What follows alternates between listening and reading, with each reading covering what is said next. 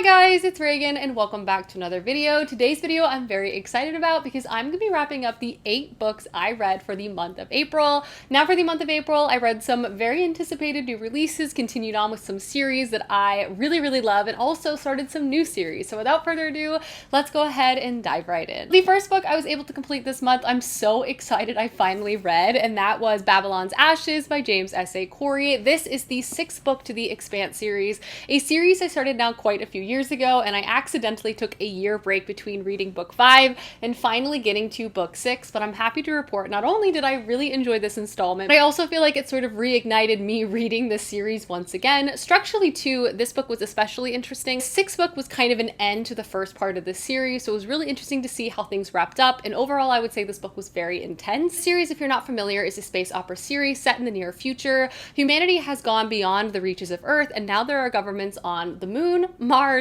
Earth, and a series of space stations called the Belt. There has been a lot of tension and animosity across all of these governments now for many years.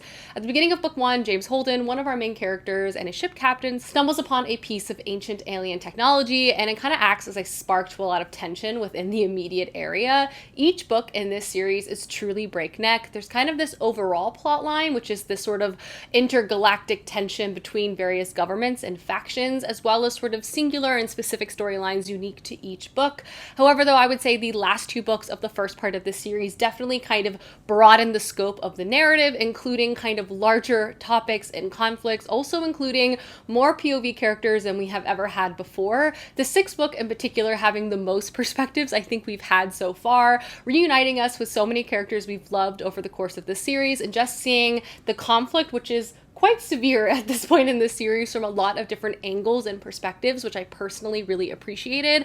I would just say this space opera series does such a great job building up the plot and the intensity. Every book truly feels so intense. You're not quite sure where the authors are able to take it next, and yet they find a way forward to continue to make you really stressed out and continue to blow your mind. This is truly a very action-packed series. The writing is good, the character work is good, and you'll definitely like a lot of people along the way, but I do feel like the strength of this series is definitely how approachable the sci-fi writing is. It's not too hard science, but it still continues to maintain like lots of really cool sci-fi things like space stations and space combat. I would just say the plot of this series is its true strength. It's truly like mind-melting. It's so much fun to read and you will not be able to put them down. I really enjoyed book 6. I feel like it really brought the plot to a really good point and peak within this series. I would also say it was very much kind of a continuation of book 5, which was also different in comparison to other books within this series, but I liked it. It was kind of a slower burn, but I felt like it was effective. Overall, I would give this book like a 4.5 out of 5 stars. I can't wait to check out book 7 soon,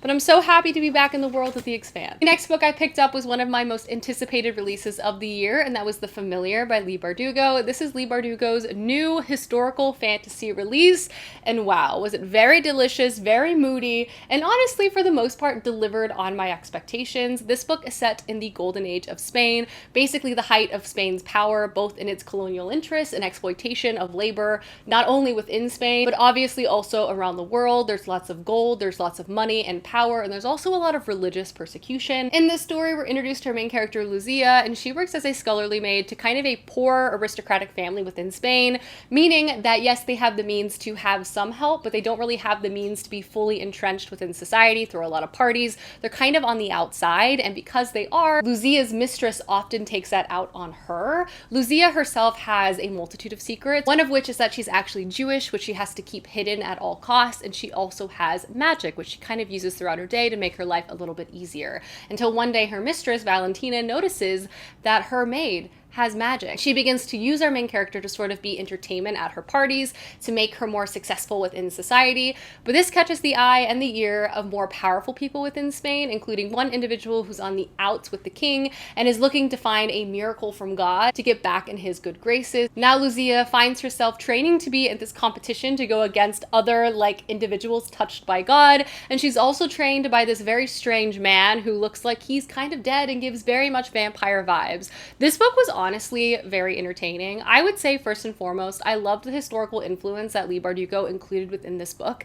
Every aspect of the story was very much touched by real history and time, which added not only great ambiance, but also a level of intensity to the story itself. The ambiance of this book too was just great. It was dark, it was creepy, it was unclear exactly who was good, who was bad, and you really saw this not only in like the vibe of the story, but also the relationships too.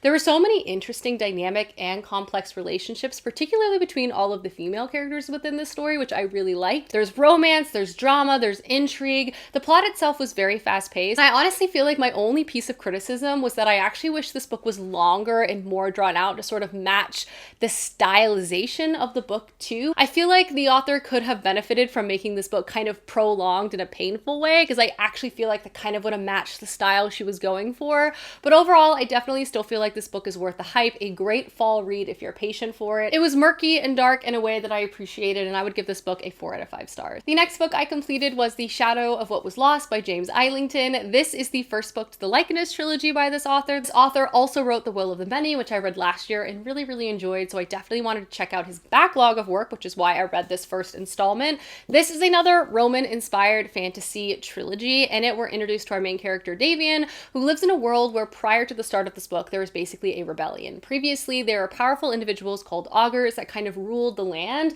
They had not only a wide range of powers, but they could also see the future and kind of controlled things via prophecy. Under them, there were humans called gifted, who also had magical abilities. But again, prior to the start of this novel, there was a rebellion to overthrow these two groups of people, and now augurs are gone, and any human who is considered gifted is now controlled very heavily by the new government and by a system of rules called the tenets. Our main character, Davian, is gifted himself, and so are his friends, and we find him at the beginning of the story attending one of the schools to kind of get his abilities under check. Now, as kind of a role reversal in this new government and setting, gifted individuals are heavily regulated and treated incredibly poorly, and Davian and his friends are kind of on the precipice of graduation, but everything is sort of turned upside down one fateful night at their school, and things get complicated very quickly. First, you follow Davian and his friend Wur as they set out on a quest north to find trading for Davian and his secret hidden abilities. There, they meet other individuals who join their party. They kind of learn more about the magic. We learn more about the world and how it works. We also follow another main character named Ash, who is again a friend of Davian, and she's sort of in the capital, involved in the royal politics of this land. Overall, I would say this first book definitely took me by surprise. I would say the writing style, especially in the beginning, was a bit clunky. The characterization and just the writing in general wasn't my favorite. I was entertained, but everything felt very calculated and sort of expected, and not necessarily done in the most graceful fashion in terms of introducing us to new concepts and theories and kind of danger as our characters work through various scenarios.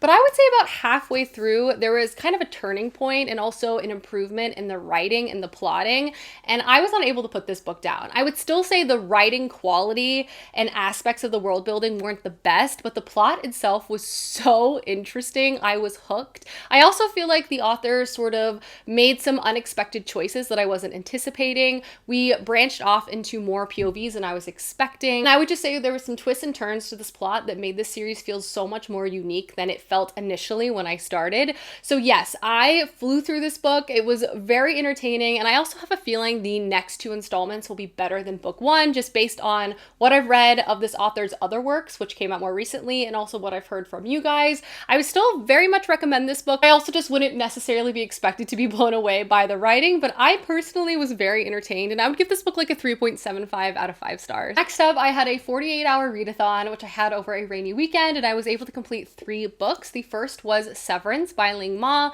This is a book I've been wanting to read for years. I'm honestly happy that I waited to pick this book up, because reading this with the perspective of having gone through COVID really changed the reading experience of this book. But to take a step back, this book by Ling Ma is basically a satire and criticism on capitalism and capitalistic systems that many of us find ourselves sort of trapped in, having our lives and labor exploited and kind of feeling lost and confused. And obviously this is not only a domestic issue, but an international issue as it relates to labor at large.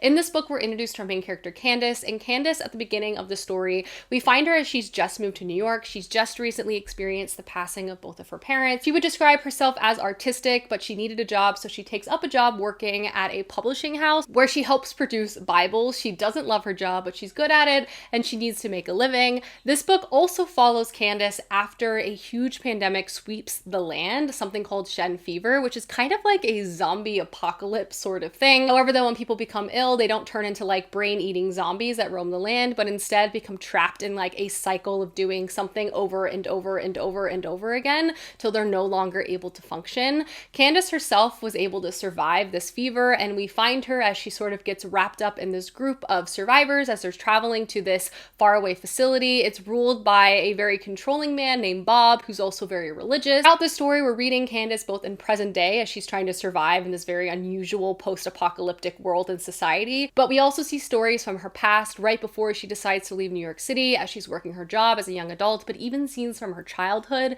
And all of these moments really blend together in an unexpected fashion. This book is really interesting. First and foremost, Ling Ma's writing is some of my favorite. I've also read her short stories, and I just feel like she has such a stylization that feels somber and kind of quiet, but she also knows when to shock you and sort of pull you into the book too. I also really appreciated the meditation on identity and also just the overall conversation on labor in general. I think going into this book, I definitely expected something different. For some reason, I had it in my mind it was going to be more of a sci-fi, over-the-top, perhaps funny story. I think the show Severance sort of colored my perspective of what to expect of this book. What I will say, while it wasn't necessarily what I was expecting, I really enjoyed the journey quite a bit. Really appreciated being in Candace's like intimate thoughts, and I found the parallels that the author was doing to be very interesting from the past and the present. I read this book very, very quickly. It's sub 300 pages, and it was a lot to experience. And I also, again, feel like reading this post 2020 is very unique. And it's just wild how long this character went into the office. It's like truly